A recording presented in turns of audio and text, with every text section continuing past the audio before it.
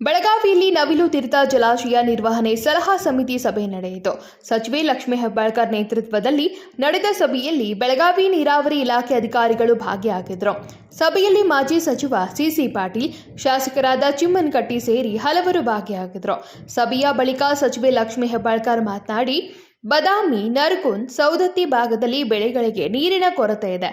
ಬೆಳೆಗಳು ಒಣಗುವ ಭೀತಿಯಲ್ಲಿ ರೈತರು ಇದ್ದಾರೆ. ಇಂದು ರೈತರ ಜೊತೆಗೆ ಸಭೆಯನ್ನ ಮಾಡಿದ್ದೇವೆ.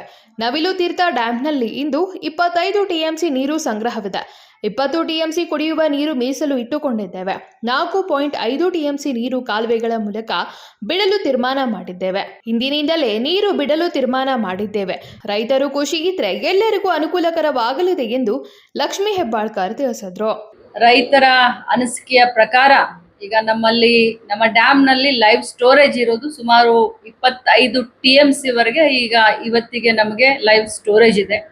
ಸೊ 20 TMC ನೀರನ್ನ ನಾವು ಕುಡಿಯೋದಕ್ಕೆ ಅಂತಂದ್ರೆ ಜಾನುವಾರು ಆಗಿರಬಹುದು ಅಥವಾ ಜನರಿಗೆ ಆಗಿರಬಹುದು ಒಂದು 20 TMC ಕುಡಿಯೋ ನೀರನ್ನ ರಿಸರ್ವ್ ಮಾಡಿ ನೆಕ್ಸ್ಟ್ ಜುಲೈವರೆಗೂ ರಿಸರ್ವ್ ಮಾಡಿ ಉಳಿದಂತ 4.5 TMC ನೀರನ್ನ ಸುಮಾರು 17 ದಿನದವರೆಗೆ ಟೇಲೆಂಡ್ ವರೆಗೂ ಹೋಗೋವರೆಗೆ ನಾವು ಇವತ್ತನೇ ಬಿಡುವಂತ ನಿರ್ಣಯವನ್ನ ರೈತರ ಸಮ್ಮುಖದಲ್ಲಿ, ಅಧಿಕಾರಿಗಳ ಸಮ್ಮುಖದಲ್ಲಿ ಎಲ್ಲ ಜನಪ್ರತಿನಿಧಿಗಳು ಇವತ್ತು ಕೈಗೊಂಡಿದ್ದೇವೆ.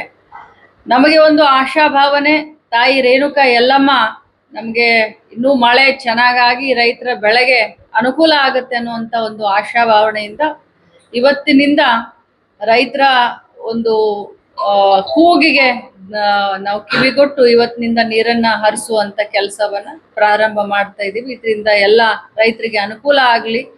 ನಮ್ಮ ಮಾನ್ಯ ಶಾಸಕರುಗಳು, ನಮ್ಮ ಮಾಜಿ ಮಂತ್ರಿಗಳು, ಶಾಸಕರು ಹೇಳಿದಂತ ಕೆಲಸಕ್ಕೆ ನಾನು ಕೂಡ ಸ್ಪಂದನೆ ಮಾಡಿದ್ದೀನಿ. ಯಾಕಂತಂದ್ರೆ ನಮ್ಮದಾಗ್ಲಿ ಅವ್ರದ್ದಾಗ್ಲಿ ಇರೋ ಅಜೆಂಡಾ ಒಂದೇ, ರೈತರು ಖುಷಿ ಇದ್ರೆ ಜನಪ್ರತಿನಿಧಿಗಳು ಖುಷಿ ಇರ್ತಾರೆ.